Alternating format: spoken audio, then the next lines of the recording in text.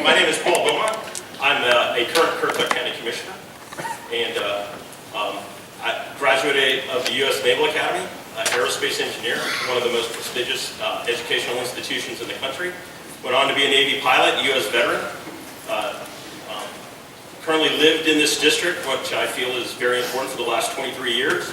My wife and I, Christine, have been married for 35 years. We have 11 children and 5 grandchildren, most of which live in this district. So we are firm believers in our county and in this district. My civilian experience includes green industry, construction industry. I've been in manufacturing. I've been in the Department of Defense for the last 18 years, business development throughout. And I believe that I bring the skill set that this district needs to improve our unemployment rate and to continue to help this region grow.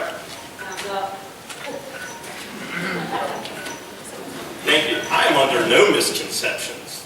It's going to be a battle in Congress, because when you look at what the Democrat agenda has been, it has been to fight everything that is good and just for this country at every step they've been able to take. The only way that we can afford some of the Republican items are basically to point out that they embarrass the Democrat Party. Veterans benefits is critical. It's a no-brainer. It is a wreck, and it needs to be improved. We owe that. We promise that to our American veterans. I can assure you that as a born-again Christian, with Jesus Christ as my Lord and Savior, I have to answer to Him for all decisions made. The Democrats aren't going to like it. I will certainly be open to working with them, but under no circumstances is a compromise of who I am and what I am. And I promise you, the 3rd District, I will always make you proud. The question is, what, if any, policy positions of President Trump and his administration would you give to him? I'm not sure I have necessarily a policy difference with what our president has done, as much as some of the way that policy has been implemented. And you know, and I'll give you for example, we have a crisis at our border, and he's doing his best, despite Congress's getting in the way with that. And I would like to think that when he threatens Mexico and says, "I'm going to shut the border down if you don't fix it," I would like him to shut the border down. And I understand that it has huge economic impact, but we cannot present a threat, if you will, unless we're fully prepared to implement it. So I'd like to see him, if he's going to make a threat, I would like to see him absolutely prepared to follow through and close it down. That's the type of support I think he needs, and I'd like to see him go forward. We've been fighting issues threatening our watermen since I've been a county commissioner, and I would continue to do the same thing on our federal level. We've had potential regulations that were going to impact our ability to fish in the Albemarle Sound, in the Currituck Sound, and as what's been pointed out before, we have fishing and commercial fishing in Currituck County. That's one of the features of this county that makes it a sportsman's paradise. So getting regulation out of the way, being a commercial fisherman, I've spoken to many, I don't even understand how they're able to make a living off of the overregulation that they have to endure.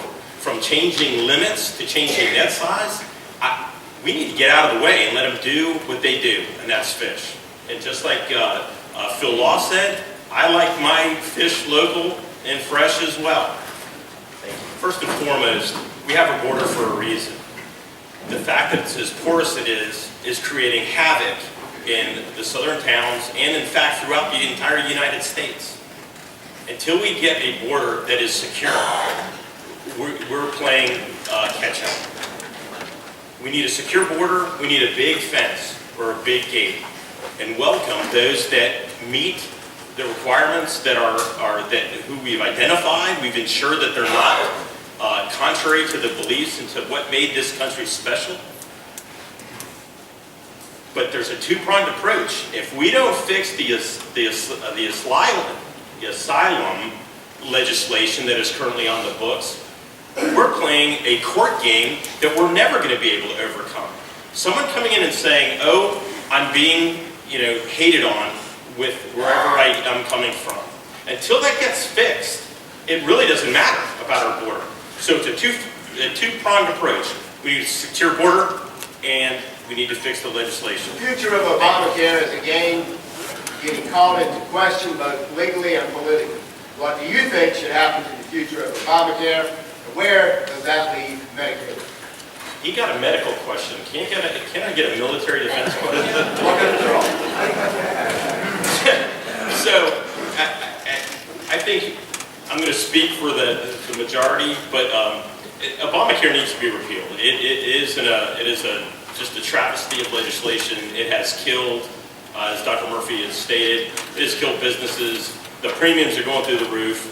The solution goes back to the good old way of the way we've done business in the United States. Open up competition, increase, allow the capital nature, entrepreneurial nature of this country flourish.